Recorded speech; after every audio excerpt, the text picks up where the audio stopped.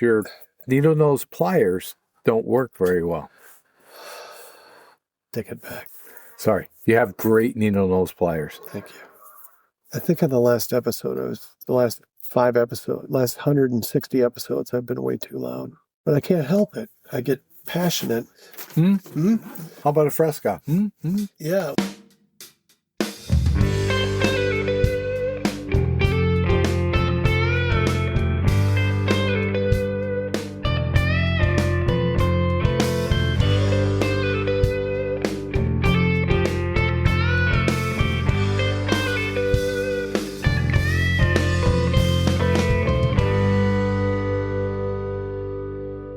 We're the Ascertainers, and we are here to pump you up. And if that doesn't work, then, well, we tried. We didn't try very hard. So anyway, here we are. It is the 3rd of July, which is 4th of July falls on a Saturday, which is, I guess, great for America and stuff. But, for those of us that still work, oh my gosh, I'm slurring, and I've had very little to drink. When you said America, I thought you were going to add the... I know. Oh, we will. Oh, you saved it. That's Mark. Hi, everyone.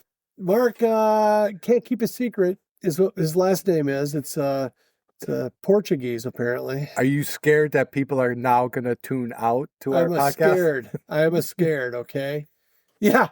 Oh, see, I think they're going to tune out because if they're listening on any kind of AirPod or the Android version thereof, which is just the phone speaker, that their ears have been blown out already. So anyway, but yes, Ascertainers, super, super average podcast. We're glad you're here. None of us feel good about this episode, which means it'll probably be one of our best. Like from a prep standpoint, we don't have a topics pre-selected. It's 4th of July, America. There we go. There's our I like thing. it. Mark is a decorated. Did you get decorated? Did you get anything? A couple lights on the forehead, but other than that, no. Lights on the forehead. Decorations? Decorated? Oh, yeah, no. I'm not talking about like tinsel and stuff, but as an Air Force pilot who flew in combat. Did you fly in combat? I did. Oh, what's up, Mark? God, I should give you way less crap, man. You're like a legit dude. I am not. Combat veteran Mark Ascertainer, and Jim, who ran cross country in high school and has bad eyes, so he couldn't fly in the military, even if he wanted to. And fun fact, I didn't want to.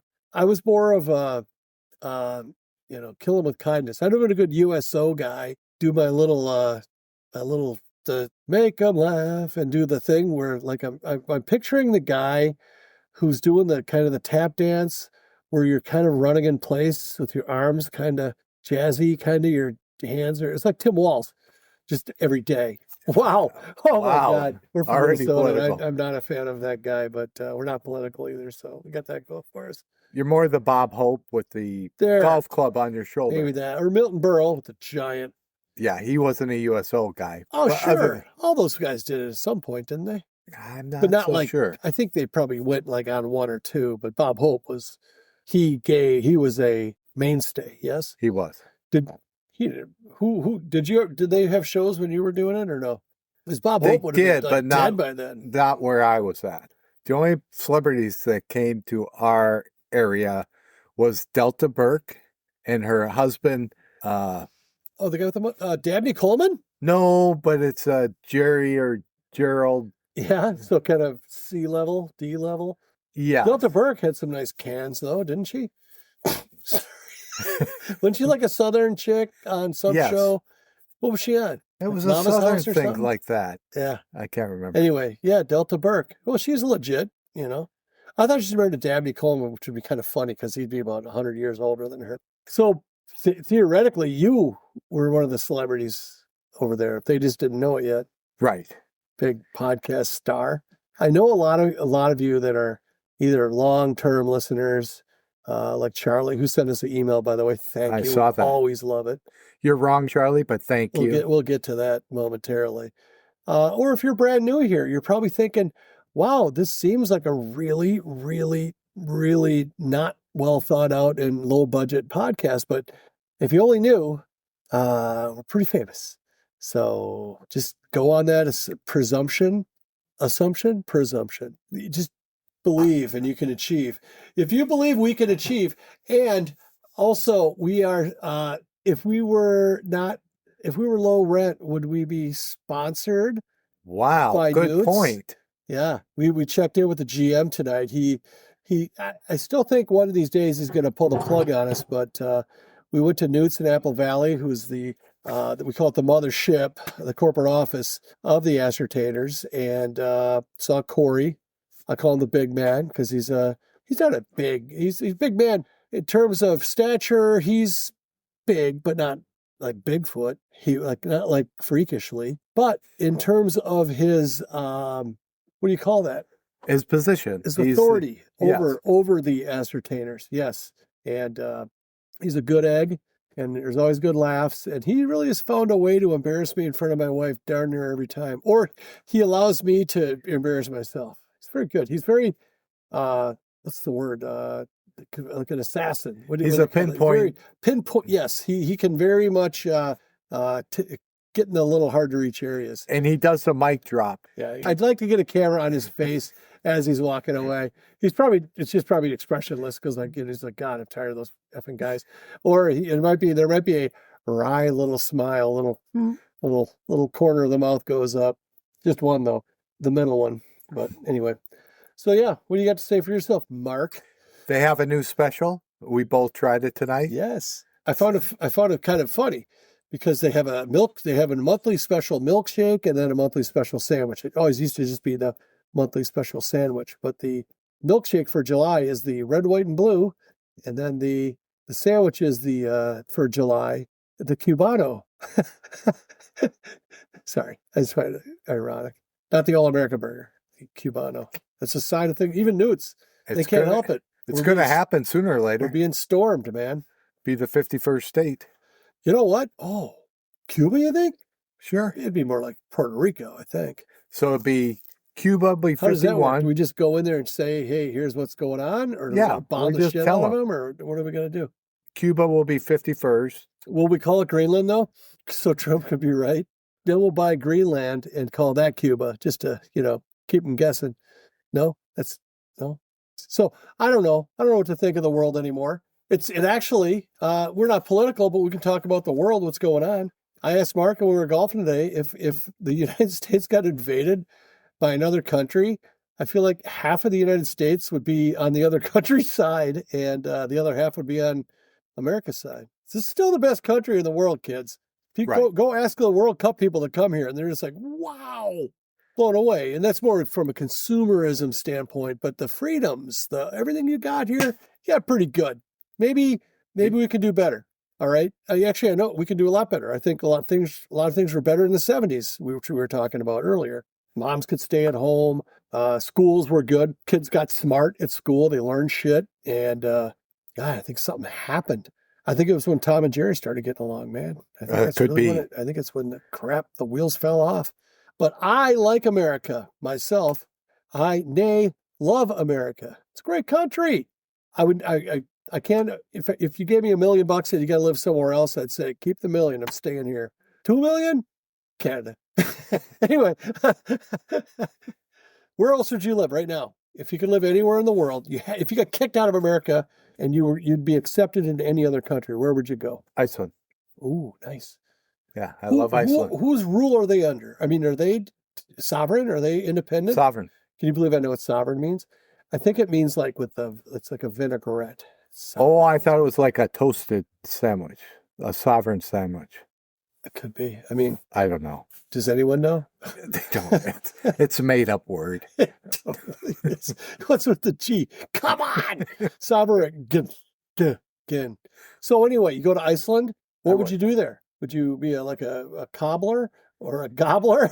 Whatever it takes, I suppose. I'd still be an ascertainer at heart. Tell you right now, I think Iceland. I think we could just do it live in the 7 people that live there. How many people live on Iceland? Good question. 1 million? I don't know. 5 million? Less than 1 million, I believe. Wow. How do they tax, live, and piss out of people? If you only got that many people, And you're separate. You're like right there, an island, yes or no? They're not part of anybody's country. They do a lot of aluminum smelting. They get all the aluminum, what are they called? Ingots? Ingots, They use the volcanic. like biofuel, like Yeah, they use that the for thermal the heat, geothermal energy to. process it. So their chief export is aluminum. Yes, but there's no aluminum on the island. They have to import all aluminum to Oh, process. so they don't even have that. They need the natural resource from somebody else, but then they repurpose it. Yes, Okay. By the way, we talked about Newt's. we did. We talked about the special. Yeah, okay. But please go to Newt's. If you haven't been to Newt's, go there. And it's not for us, it's for you. So you're welcome. But there's it's World Cup soccer time right now. It's this is a live, this will come out on probably July 10th. So right now it is July 3rd, 4th of July Eve, like a lot of people call it. Good math. A lot of people. Yes, 7 to 8 weeks still. That hasn't been. No, you're doing well. Everything else is. But anyway, and it was Argentina against Cape Verde is what they put on the street. They did put that on what I the read. And then Mark, after we got to my place at the dojo, I was up hanging out with Mrs. Jim, and Mark was downstairs for like a long time. Jamming out. Usually Mark comes up to tinkle, and then I know, oh, it's time to start. But he comes up, he goes, oh, yeah, it's actually Cabo Verde. And I'm like, wrong. And then I looked it up, and sure as heck, it was there. Good job, Mark. You're a real global, you're like Pitbull, Mr. Worldwide. What's up, Pitbull? Honestly, between Pitbull and DJ Khaled, which one has the most entertainment value? And this is, it's almost like which has the most or the least. It's close. I know less about DJ Khaled. Oh, you should see him. And if you're not sure who he is, just listen and he'll tell you. About every 17 seconds or so, he just yells his name out. I think that's what his talent is. DJ Khaled in the house. Yeah. I mean, that's not far off. Mark's face didn't change expression. Does he go into other ventures like Pitbull does? I think he's got a salad dressing too. I think he's trying to get, beat Newman, on DJ Khaled's own balsamic vinaigrette. But other than that, just pretty much just DJing, That's pretty convenient. I mean, if your name's DJ Khaled, what if he was like a welder? How does parents know? See? I think it's probably like camps. Kid probably didn't have a real good childhood. Every summer, DJ camp. Maybe it's Dwayne Johnson. Take it back. Stop. You stop talking about The Rock like that. I like how The Rock refers to himself as a DJ when he's talking to other people. When he calls me, he says it's Mr. Johnson. Did you ever see that show? It wasn't called Little Rock, but you know what I'm talking about? That's a town in Arkansas. No, there was a show about him as a child, and it was like he was behind it. It was Young Rock. No, that's Young Sheldon. Shit. I thought it was. I'm not even joking. There's a thing. Are you talking about the Chris Rock one? No, that's one too. Oh my God, there's way too many rocks. I'll get back to you on that. We'll what are we going to do on that, Mark? We'll circle back around. Damn straight we will. I watched a few, and they were pretty good. I don't know why I stopped watching. Because The Rock's dad was a wrestler, I think. On the last episode, were we imbibing heavily or no? Because you know how when somebody sometimes will omit, they're saying a sentence and they'll omit the swear word, and they'll like put in like you know what or something like that. I said on the last episode, I go, oh, I don't give a you know what's ass. And it should be, I don't give a rat's you know what. I didn't even think of that. No, that's like the dumbest thing I've ever said. And I said some stupid crap. It's like a you know what's ass. I'm more worried about offending the rat than saying the word ass. So that's pretty funny. See, when I listen, I can call it both ways. I had one other note here too. Cocoon. Did you ever see the movie Cocoon? I have. I can't believe we didn't come up with a Cocoon reference for the amphitheater observance, the attendees to the Guess Who. Also, I only had one other thing written down. Then we could do Song of the Week, and then we could do whatever you want to do. I was spelling amphitheater on the the write-up for the last episode 167. If you haven't listened to it, go check it out. It's actually not bad. It's all about music. How do you spell amphitheater? That's where I was going with this. A-M-P theater. Yeah, no. It's like ophthalmology. It's AMPHITHEATER or R-E, depending on where you're from. Amphitheater. So it's like a frog. It's amphibious. It's amphitheater. Well, you didn't tell me the origin or use it in a sentence. Okay, Mark, I'm going to use it in a sentence. That ought to help you. Use sentence in a sentence, Mark. Mark's a smart guy. He's a decorated Air Force pilot. God damn. Whoa. We don't know about the decorations. We're assuming that like the hat was your decoration, but did you get like shot down ever? Did you ever have to John McCain it in a I never had. Okay, so but you're okay. I flew a C-130. If you get shot down, there's no parachutes on it. 130, 131. Whatever it takes. Right. Yeah. So, but no, didn't you get like anything for like valor or being on time, anything like having your belt buckle shiny? Don't they give you a pin for? It's like Cub Scouts, right? Where you get a pin for winning shit. Yes, I'm not going to be. Did you have one decoration? Yes, Mark's a decorated. Just keep it at that. Okay. You know, is it more than this many? Yes. Highly decorated. Well, I don't know about that, but yeah, you know what I was doing? I was what would Lou Gossett say I was doing? I was just something in community college. Rochester. Well, you was busy taking intro to English in America. Is that the Texas one also?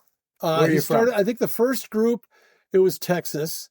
And then at the end of the movie, when he's riding his motorcycle out, cool as hell, Lou Gossett has his new class, and somebody said he was from Oklahoma. So I thought that was great, that it was a different state. So you just know that, lather, rinse, repeat. Here come the new group, and this guy's got to deal with all of them. I think I'm going to watch that tonight because America.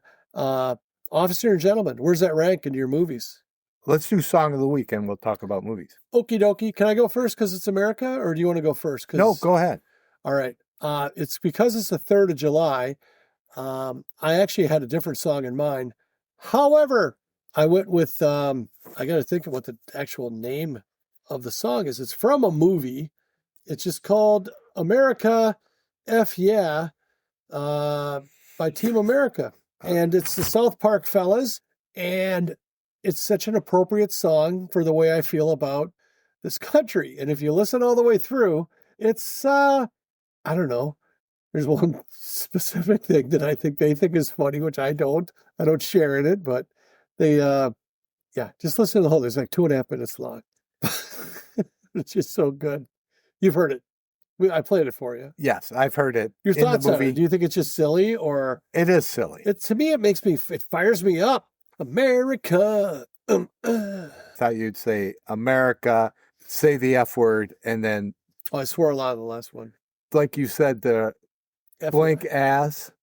You say, oh, yeah. America, you say the F word, and then you go. Yeah, well, Mark, I tell you what, I think you know what you signed up for. I'm not very bright. I make up for it by being below average looking. And, golf.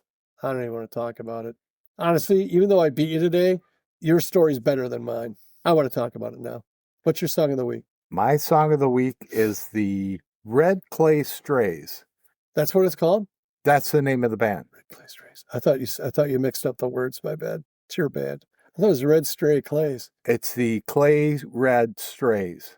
No, the Strays Red Clay. Stray Cat Struts. No, it's the Red Clay Strays.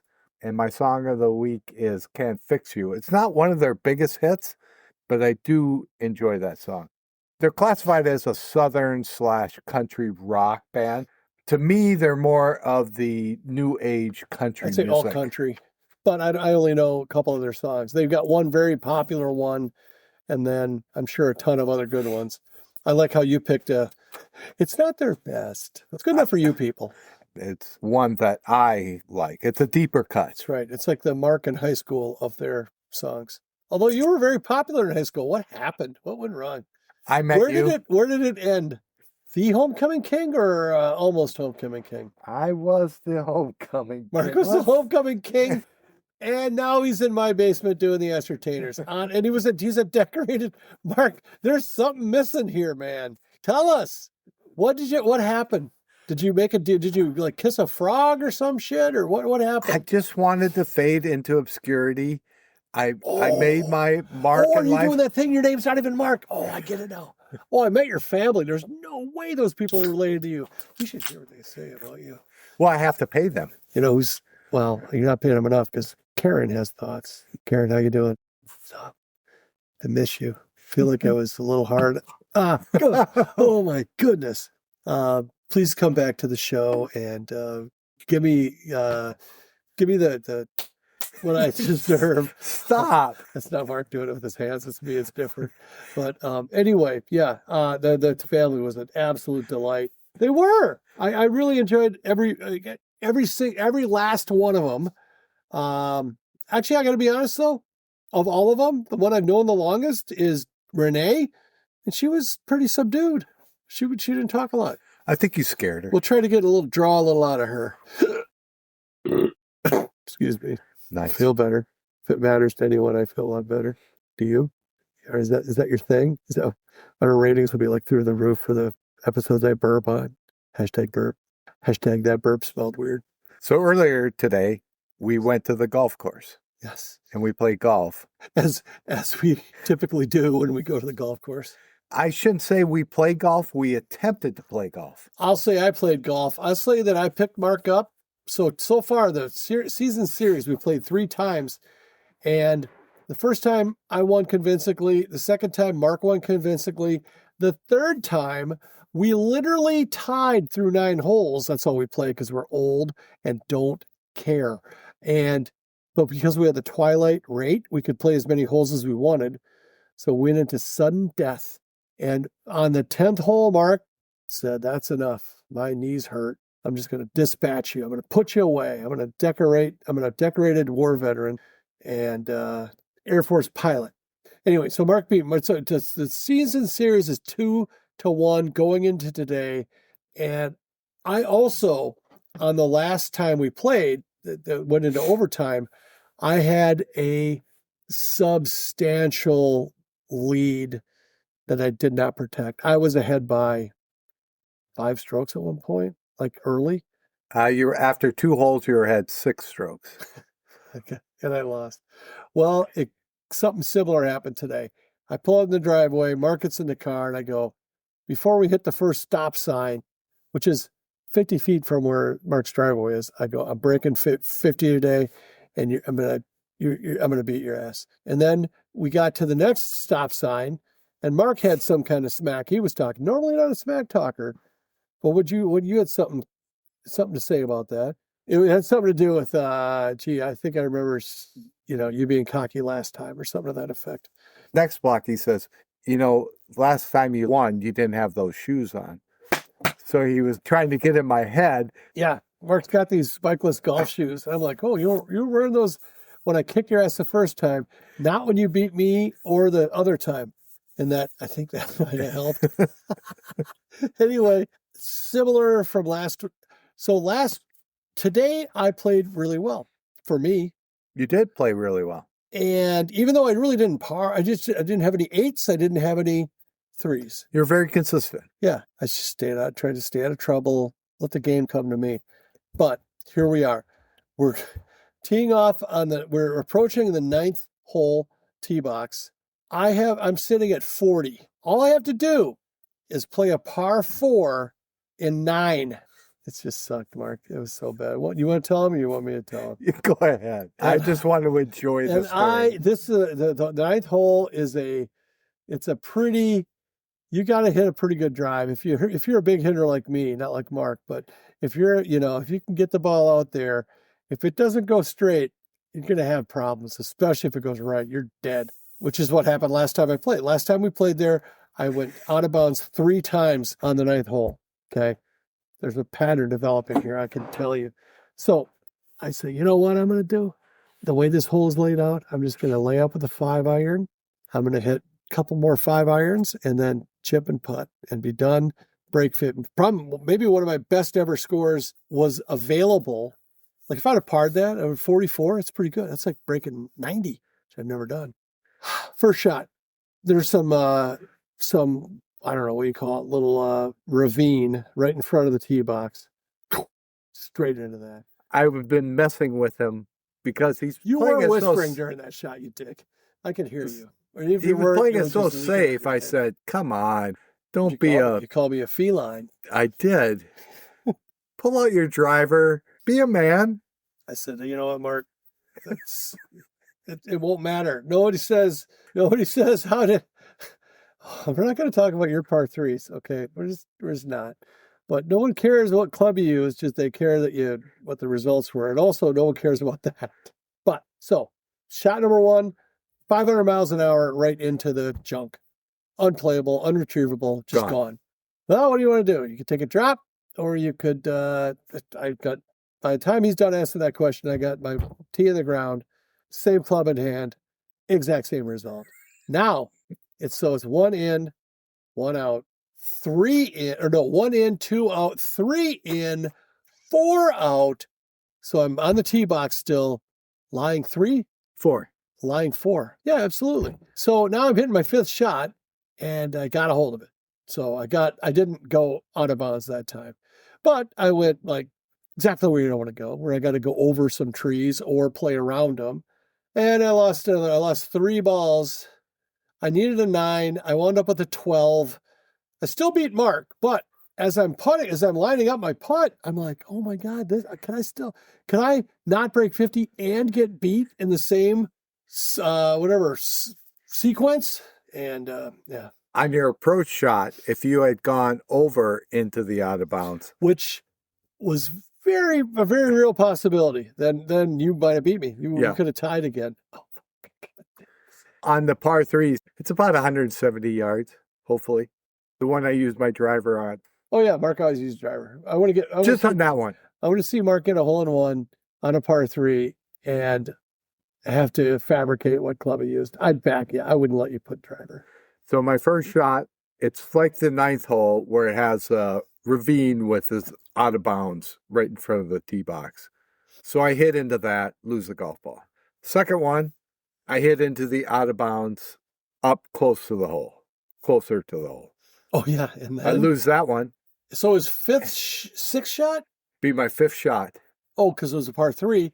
And he's about, I'm going to say 80 yards from the hole. I'd say about 50, 60, something like that. 50, 60 yards from the hole. Crappy, kind of rough, like just not in a fairway. No, definitely not. What happened, Mark? I chipped it in for a 5. Yes. A beautiful shot. Yes. What would have been a birdie was his 5. I was like, go in. And then, of course, I can't see that far. So, because it was 50 yards. And then the way I saw you kind of reacted, and our playing partner gave a little hoot. Playing partner was great. One of the founders of the course, a guy named Dick, and his 83-year-old Dick, and then his granddaughter, Alicia. Yeah. I don't know. One of the two. Yeah. Who's 18-year-old. He says, we started off, we went ahead of them because he's like, oh, she's new to the game. It was her first time playing on the big course. She must always play the par 3 or whatever. But while we were kind of getting our stuff and waiting for our cart and everything, he introduced himself and gives you a couple of passes. And yeah, we were talking in the clubhouse before that. Very nice people. And they said, will you go in front of us? Dick goes, I'm going to be teaching my granddaughter. And I said, I'm not a good golfer. It doesn't matter either way. And then Jim goes, should we ask him to play with us? Both of us were waiting, at the next, because it was pretty backed up. And Mark's like, he doesn't want to join. I'm like, but it's like a courtesy. I feel like we should at least give them the ability to say. I thought she's a beginner. I didn't want to put more pressure on her. But she wasn't like a beginner. She could play. She could hit it. She played better than I did. I was going to say that. But no, it was great. And interesting. I think everyone give it a chance is interesting. And this guy right out of the gate was interesting because he said that so they were building the golf course in the year 2000. They had most of the investment, but there was another chunk of investment that was available or whatever they needed. So like 20 guys, like this guy was like the superintendent of schools in Cannon Falls, which is where this golf course is. And he and like whatever his Bobos, right? They put their own money in, and they were told if we go 8 years, you should get your money back. And that's 26 years later. So the course is profitable. It's great. It was a good investment for him. Really cool. I thought the golf course was a lot older than that, but it's only a 26-year-old golf course. Yeah. So right when we moved down here and opened, I know it was a new course when I did not know that. Cannon Country Club, the town course, the one right off 52, yes. That's way more established. But yeah, how many towns that big have 2 courses? Not many. But yeah, Dick. Here's to you, Dick. You were a good dude, and glad I met him. And he goes, yeah, as owners, we got all these kind of freebies. So he had to mark two rounds, and and later he goes, oh, by the way, if you guys only play 9, you could use one of those rounds. You got 2 9-hole rounds per guy. So it was good. It was fun. So I get to play 4 times by myself. Yeah, probably. Actually, we were talking about movies earlier. Yeah. So I watched your... Earlier today or earlier in the podcast? Earlier in the podcast. Do you listen to me, Jim, or do you just... I don't. I try. I don't listen to anybody. Don't feel bad. You're in good company. I actually watched Song Sung Blue, what Jim called Forever in Blue Jeans. What's the actual name? Song Sung Blue. Yeah. So you hadn't seen it? I haven't. Please tell me you liked it. It was... God damn it. It was okay. I'm not going to give anything away, spoiler alerts, but there were too many peaks and valleys during that. All right, man. I just don't know how you, like, when you look at the sky, like, I see blue. I don't know what the hell you see, but anyway. Do you see Forever in Cloudy Jeans or Forever in Blue Jeans? Which is it? Is the glass half Neil Diamond or is it half the movie Grease? Another movie I watched this week was called Blues in the Night. It's from 1941. Oh, it sounds like your kind of movie. I bet you loved it. Did you love it? I think your son, Alex, would love it because it's about some guys. They were all struggling jazz musicians. Okay. And they form a band, but they want to play authentic blues music. So they're traveling around the whole country, jumping on rail cars because they don't have a penny to their name. Are you thinking of La La Land? Was the guys in it? No, because wasn't that what that was about? He wanted to keep jazz. I don't recall. Is this a color flick? No, it's black and white. Okay, very thin ice we were on right there. There's no gray areas in this movie. So it's very specific. Okay. What kind of jazz are we talking about? Specific jazz? I got you. Okay, I know what you're talking about now. If you ever watched the Nirvana when they got their start, living in the van, traveling around the country, okay, trying to make ends meet, doing these gigs. Is it a either a biopic or a biopic, or is it a movie that fiction? Correct. What's it called? Say the name again. Blues in the Night. Blues in the Night. I enjoyed it. All right. And they talked a lot like, I can't think of the show now. Just the Facts, Man. Oh, Dragnet? Yeah. Oh, really? It was very staccato. May I ask what the racial makeup of the musicians? Were they white guys, black guys, combination? Combination. Okay. The band was all white, but they would go and see a lot of those black musicians. So it's unbelievable, is what you're saying. Was it like That Thing You Do? Didn't see that either. Sorry. Excuse me. This will be my last podcast until Mark sees the most obvious. You don't even like Liv Tyler, so you're going to hate it. I will. Adorable in that movie. Tom Hanks, you like him? Saving Private Ryan? I do. You heard of him? I have seen that one. Dragnet, the movie. I haven't watched that. You don't have to watch that one. But That Thing You Do is I got to go with delightful movie. You just got to see it. I'm sure it is. It has, you and I are so different, man. I mean, I knew that going in, but it's like you're trying to be different. If you've never seen, like I've never seen, what was that one classic? Dr. Zhivago. I've never seen. You didn't watch The Godfather for 40 years. I've seen it, so I'm fine. I'm covered. Good to go. Dances with Wolves. God, come on! That was the original where I realized I don't do epics. I couldn't do it. Correct. No wolves. We are so different. No dancing. Way too many horses. That's another thing about Song Sung Blue. No horses. Ha! Correct. Oh, wait. Maybe they played a rodeo once. Shit. They did not. That I stayed awake for. It was a long movie. Okay. Godfather. Whatever. I watched the blank Godfather. The Godfather's ass. Sorry. I watched both of them. That's a lot of Godfathering. I watched a movie last night with Chris. We watched Dial M for Murder because I heard it was great.